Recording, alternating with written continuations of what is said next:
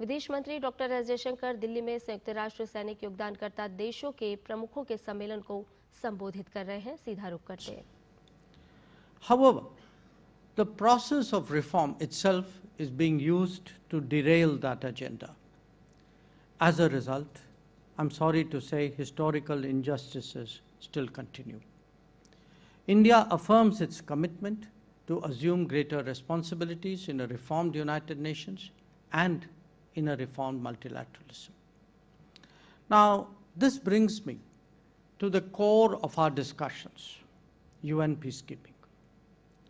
Since its inception, it has been a testament to what we can achieve when nations unite for a larger cause. Our peacekeepers have been really a powerful force for good. These brave sons and daughters put their lives on the line to protect civilians, to deliver humanitarian aid, and to support fragile peace processes. They are the real torchbearers of multilateralism. Now, let me honor today the more than 4,000 UN and 182 Indian peacekeepers who have made the ultimate sacrifice in the line of duty. They stand out as a testament to bravery, and their legacy remains a solemn call to action for all of us. We must ensure that their message lives on. Now, as you would all be aware, peacekeeping was not originally envisaged in the UN Charter. The very concept of peacekeeping has evolved over the years. Currently, it draws its mandate from the decisions of the UN Security Council, changing geopolitical dynamics, the complexities of world affairs, and the nature of conflicts have all shaped the demands of peacekeeping. We all recognize that peacekeeping has been the flagship endeavor and the most effective instrument of the United Nations.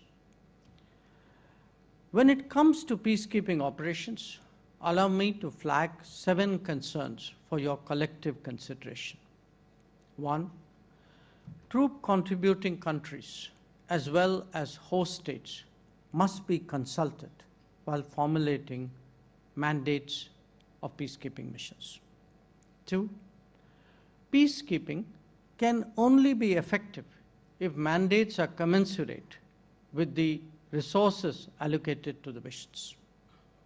3, these mandates must always be realistic and always be clear. 4, the primary responsibility for protection of civilians still lies with the host state. 5, technology and peacekeeping go hand in hand and is, in fact, a force multiplier in peacekeeping operations. As a nation that has embraced innovation, let me underline that India stands ready to be a technology demonstrator to enhance the operational capacity of peacekeeping. 6, to address the needs of strategic communication, we must strive to counter mis- and disinformation. The role of ICT is therefore very important. And 7, paramount importance must be given to the safety and security of peacekeepers. We must always ensure that perpetrators of any attack on them must be brought to justice. Now, ladies and gentlemen, the nature of conflict has clearly changed. The clear lines of state-on-state warfare have been blurred. We often face on the ground a complex and ambiguous matrix of non-state actors, of armed groups, and of terrorist organizations. These entities operate outside the norms of international law, employ asymmetric tactics from IEDs to cyber warfare, making our work more dangerous and more unpredictable. The traditional role of a peacekeeper as a buffer between two warring states has also evolved significantly. Today, our peacekeepers must be prepared to protect civilians from harm, respond to humanitarian crises, and yet operate in environments where the enemy wears no uniform and respects no rules. This difficult reality demands a new paradigm for peacekeeping. It requires enhanced training, sophisticated technology, and a re-evaluation of our mandates. We must equip peacekeepers to deal with asymmetric threats, ensure their own safety, and yet deliver on their missions. That means investing in surveillance systems, protective gear, cyber capabilities, and mission preparedness of the highest standard. It is likely that the peacekeeping budget will see headwinds. We will need to see how we can overcome this constraint while adhering to the core principles of maintenance of peace and security.